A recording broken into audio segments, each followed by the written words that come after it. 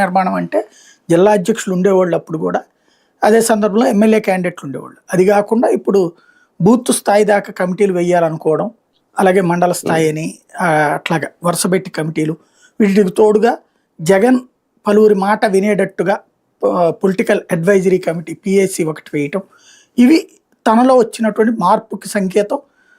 తను మాట్లాడితే వినాల్సిందే తప్పించి ఎవరి మాట వినడు అన్నటువంటి దశ నుంచి 10 మందిని కూర్చోబెట్టి మాట్లాడించి వాళ్ళతో వినేటటువంటి కాన్సెప్ట్ ఒకటి బిగిన్ చేయటం, అట్లాగే జిల్లాల అధ్యక్షులతో మీటింగులని, స్థానిక సంస్థల ప్రజాప్రతినిధులతో మీటింగులని వరుసగా. ఒకప్పుడు తను అధికారంలో ఉన్నప్పుడు ఏ పని చేయలే పార్టీ పరంగా, అంతా ప్రభుత్వం పనే చేసుకొచ్చాడు. ఇప్పుడు ఉట్టి అధికారం లేదు కాబట్టి ఉట్టి పార్టీ పనే చేస్తున్నాడు. ఈ సందర్భంగా పార్టీ నాయకులకి కార్యకర్తలకి అందుబాటులో ఉంటున్నాడు. అది తనలో వచ్చినటువంటి మార్పు. ఒకప్పుడు వైసీపీ అంటే జగన్, జగన్ అంటే వైసీపీ అన్నట్టుగా ఉండేది. ఇప్పుడు కొంతమంది కార్యకర్తల్ని, నేతల్ని, లేదంటే కీలక నాయకులకి బాధ్యతలు అప్పచెప్పడం, అది మార్పా లేకపోతే భవిష్యత్తులో ఏమన్నా ఒక వ్యూహాత్మక స్కెచ్ ఏమన్నా వేస్తున్నారు జగన్మోహన్ రెడ్డి గారు? ఇందులో స్కెచ్లే ఉంటాయి. ఏదో ఒక రొటీన్ ప్రాసెస్. ఇంతకుముందు చేయలేదు, ఇప్పుడు అమలు చేస్తున్నారు.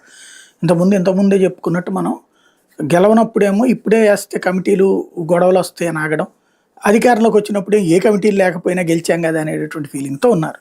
బట్ సంస్థాగత నిర్మాణం అవసరం ఏంటనేది మొన్న ఎన్నికల ముందు తెలిసింది. ప్రభుత్వం అధికారంలో ఉన్నప్పుడే సంస్థాగత నిర్మాణం ఉంటే స్థానిక ప్రజల యొక్క వెర్షన్ ఆయనకి తెలిసేది, అలాగే పబ్లిక్ దగ్గరికి తమ అభిప్రాయాన్ని తీసుకువెళ్ళడంలో సక్సెస్ అయ్యేవాళ్ళు. మొన్నటిసారి ఒక పెయిడ్ టీం ఐప్యాక్ వాళ్ళు, లేకపోతే అదేదో ఒక ఇది పెట్టారు కదా, గృహ సారథులు, అట్లాగా డబ్బులతో పనిచేసేవాడు వెళ్ళినప్పుడు